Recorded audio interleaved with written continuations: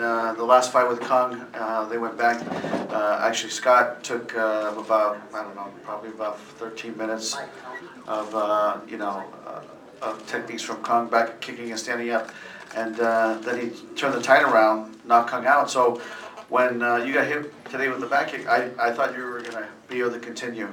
And it's just, when you see Scott fight, he is truly the Arturo Gatti of mixed martial arts. And I thank you for taking the fight. And we look forward to many more fights in Strikeforce for you, Scott.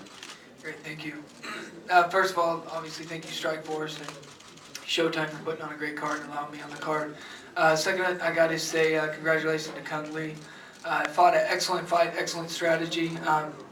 I fully expect, even though he did finish me with a kick, I expected him to go in there kicking the whole time. He went out there and outboxed me.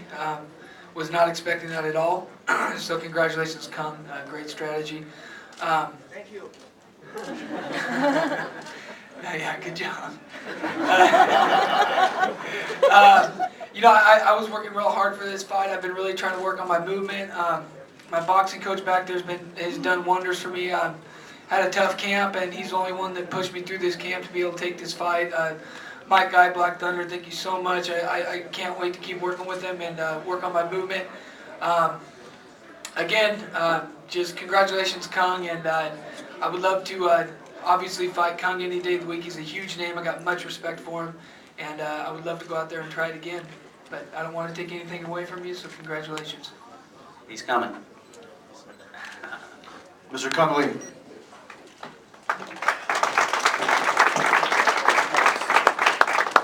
Cung, just give us your thoughts on the fight. I knew Scott Smith was going to be one tough opponent because I faced him in December, and he was just tough as nails, and I knew that he was going to come hard or just wait for me to attack him and gas out. But I made sure that I came in shape. My trainer Javier Mendez told me that he was either going to do this or to do that, and we trained both game plans. And at the same time, I brought on, also a boxing coach, David Ali, and just my whole camp came together. My fighters that I trained, James Terry, really good wrestler, and then Thomas Iangi, who's an awesome kickboxer, and they just rotated on me. And then when I was just really prepared for tonight, and whatever the outcome was, I was just going to go out there and give it my 185%. Scott, do you know what the extent of your injuries are right now? I got just 5 stitches under my eye. The ribs are fine, just caught me, knocked the wind out of me. I jarred my neck a little bit, I was throwing a straight right as he caught me, jarred me a little bit, but nothing other than the bumps and bruises. It seemed like you were having early success with pressing the action, and then you kind of slowed down. What happened at that point that you quit pressing the way you did? I'll have to go back and watch the film. I've always had trouble pressing forward. That was the whole thing in this fight, is go forward, go forward, go forward. And I felt like I did a better job, like I said, until I go back and watch the films. But my conditioning was pretty good, so I don't think it was I was tired out. I think once you get in those wars and those battles, you go back to your old ways, and maybe I got a little flat-footed, because that's how I am, unfortunately. Let's go with the microphone for questions so everyone can hear. For Cung, 2 things. Number one, you mentioned to me earlier this week about how, kind of like devastated you were when you had the first loss to Scott. And does this kind of turn that around? And also, there's been a lot of talk of potentially a middleweight tournament. Is that something that you're interested in being part of? Yes, I was pretty devastated after the first loss, but instead of dwelling on it, I made sure that I learned more from the loss than all my wins. And I'm just grateful to be part of Strikeforce, and a great promotion. And I just haven't got a chance to think past this fight or about any tournament. It's been a rough week for me. I just had a baby boy. My wife was in labor for 14 hours, and then she had a emergency C-section because the cord was wrapped around the neck. So, just being in the operating room on Monday was very draining. I was exhausted till like Thursday, and then I just dug deep and went in here, and I knew I was in shape, and I just got about 4 or 5 hours of sleep. Yesterday, it's been a rough week, but I knew that I was prepared for this fight, and I knew that Scott was going to come hard, and we always put on a great fight, whether we're fighting each other or someone else. It's just that's why he's the comeback kid, and tonight I just made sure that he didn't come back. So. This question is for Scott. Scott, you said that right over here.